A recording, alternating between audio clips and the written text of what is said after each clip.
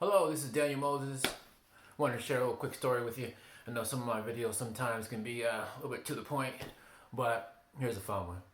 So, you may know, you may not, I was a former hairstylist and I used to work in television and film. That was one of the things that I did, one of the many things I did. I want to share a story. It was pretty funny.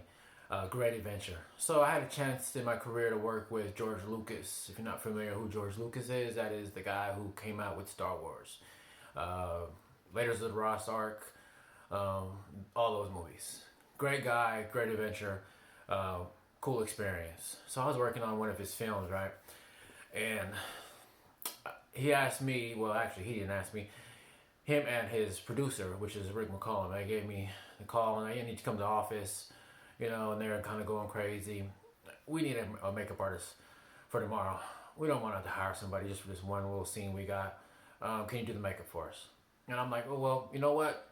I'm not really sure about that, because we're not really supposed to do makeup. I'm a hairstylist, and there's a makeup department, and there's a hairstylist department, and that's kind of how it works. I was like, can you get in trouble? I was like, man, can you do it or not? And um, actually, I can't do makeup. I've never done makeup. I have before, but you don't want to see it. Um, so he's like, man, can you just do it? And they're like sweating and like, well, I'm like, well, yeah, I can. I mean, I'll do it for you if you want me to do it. I was like, well, that's what you want. That's what I wanted you to say. Just say yeah. I'm like, well, all right, well, I'll do it. Just cool. All right, whatever. I was like, all right, tomorrow we're gonna do the makeup. And I left. I left there without getting any information. I didn't even realize because I'm not a makeup artist. I needed to know more information, right? That there's some things you need to know.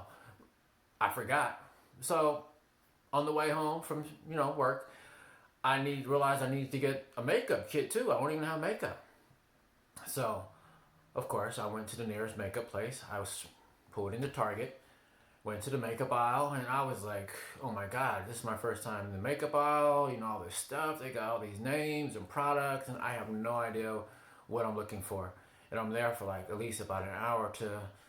Then all of a sudden, there's one of the little girls who were working there. She was like, do you need any help? And I didn't really want to say yes because if I explain what I was going to do, then she's going to like, I don't know either. So I was like, no, I'm good. I figured it out. So let me just grab something before they think I'm trying to steal something.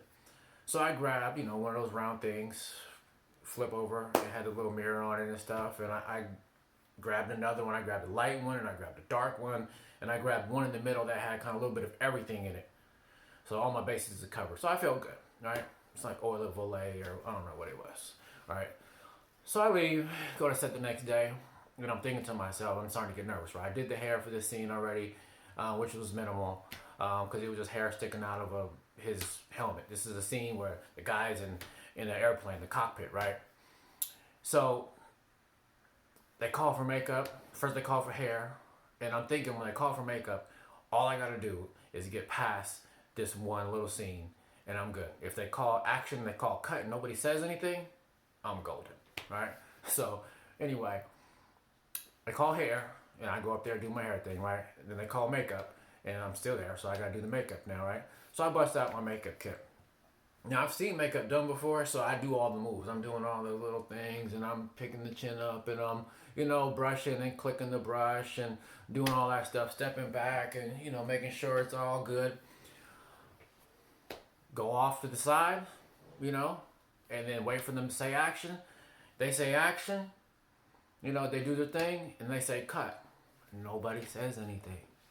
I'm like, oh, it worked out. Let me see what this stuff is.